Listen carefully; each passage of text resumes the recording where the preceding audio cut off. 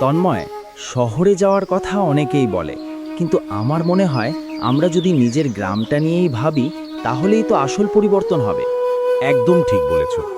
শহরে গিয়ে আমরা শুধু ভিড় বাড়াই, কিন্তু এই গ্রামটাই তো আমাদের শিকড়। এখানেই যদি কাজের সুযোগ তৈরি করা যায় তাহলে সবাই ভালো থাকবে। ভাবো তো, আমাদের খালি জমিগুলো ঠিকভাবে কাজে লাগালে সবজি চাষ, মাছের ঘের, ছোট ডেয়ারি খামার, কত লোকের কাজ হতে পারে। হ্যাঁ, আর এখন তো ইন্টারনেটও আছে। গ্রামের ছেলেমেয়েরা চাইলে অনলাইনে কাজ শিখতে পারে। শুধু দরকার একটু প্রশিক্ষণ আর সহযোগিতা। স্কুলটা যদি আরেকটু ভালো করা যায়, লাইব্রেরি আর কম্পিউটার থাকলে, তাহলে বাচ্চাদের শহরে পাঠানোর দরকারই পড়বে না। আর পরিষ্কার পরিচ্ছন্নতা, রাস্তা, স্বাস্থ্যসেবা এসব নিয়েও যদি আমরা সবাই মিলে কাজ করি তাহলে সরকারকেও পাশে পাওয়া সহজ হবে। ঠিক তাই, উন্নয়ন মানে শুধু বড় বিল্ডিং না, মানুষের চিন্তার উন্নয়নই আসল। চল, আমরা দুজন মিলে শুরু করি। গ্রাম ছাড়ব না, গ্রামকেই বদলাবো। এই তো স্বপ্ন, এই তো আমাদের গ্রাম।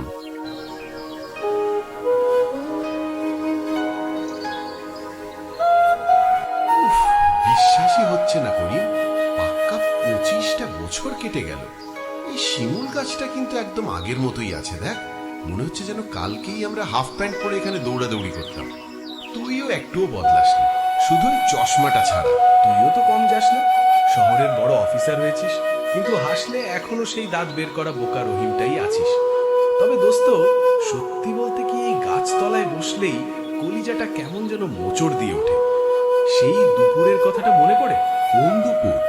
ও হো, বুঝেছি, সেই হাজি সাহেবের বাগানের ঘটনাটা তো। আরে, আজ আসার পথেই তুই বাগানের পাশ দিয়ে এলাম।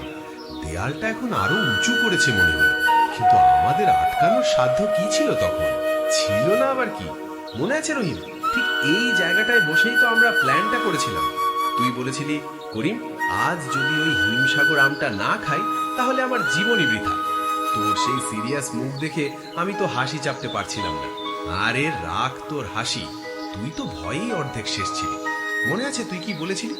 দোস্ত, হাজি সাহেব নাকি জিন পোষা আছে, রাতে পাহারা দেয়। আমি তোকে বুঝিয়েছিলাম যে দুপুরবেলায় জিনেরাও ঘুমায়। তোর হাত পা কাঁপছিল, মনে নেই? ভয় পাবো না? তুই তো একটা পাগল ছিলি। তুই আমাকে বলেছিলি তুই শুধু গেটের কাছে দাঁড়িয়ে থাকবি আর শীষ দিবি, কিন্তু আসল কাজের সময় তো আমাকেই মই বেয়ে উঠতে হলো। তুই নিচে দাঁড়িয়ে শুধু মশা মারছিলি। কি বেইমানি রে বাবা! বেইমানি বলিস না ওটাকে, ওটা ছিল স্ট্র্যাটেজি। আমি হালকা পাতলা ছিলাম, কিন্তু তুই গাছে ভালো উঠতিস। মনে আছে বাগানে ঢোকার সময় শুকনো পাতার শব্দে তুই কেমন লাফিয়ে উঠেছিলি? আমি তো ভাবলাম হাজি সাহেব বুঝি বন্দুক নিয়ে বেরিয়ে এলো। আর তুই ফিসফিস করে বলছিলি, চুপ কর গাধা, এটা বিড়াল ছিল। বিড়াল না ছাই, আমার বুক তখন ড্রামের মতো বাজছিল। তারপর যখন সেই আম গাছটার নিচে পৌঁছলাম, উফ, সেই আমের গন্ধটা আজও নাকে লেগে আছে রে রহিম। হ্যাঁ, ঠিক বলেছিস, পাকা হিমসাগরের সেই গন্ধ। তুই যখন ডালটায় পা দিলি, মর করে একটা শব্দ হলো। আমি তো চোখ বন্ধ করে ফেলেছিলাম, ভাবলাম এই রে, করিম পড়ে গেল, সাথে আমার আম খাওয়ার স্বপ্নও গেল। তুই কিন্তু ব্যালেন্সটা দারুণ রেখেছিলি। ব্যালেন্স রাখবো না, নিজে তাকালে দেখি তুই এমন ভাবে হাঁ করে তাকিয়ে আছিস যেন আমি সার্কাস দেখাচ্ছি। আমি একটা আম ছিঁড়ি তোর দিকে ফেললাম, আর তুই সেটা ক্যাচ ধরতে গিয়ে চশমাটা প্রায় ফেলেই দিচ্ছিলি। সেই দৃশ্যটা ভিডিও করার মতো ছিল। ওই আমটা ধরার পর আমার কি আনন্দ হয়েছিল মনে আছে? মনে হচ্ছিল যেন বিশ্বকাপ জিতেছি। আমি তোকে ইশারা করলাম, আরো একটা পার, আরো একটা পার, আর তুই লোভীর মতো একদম মগ ডালে ওঠার চেষ্টা করলি। ওইটাই ছিল কাল। আরে মগ ডালের আমটাই তো সবচেয়ে লাল ছিল।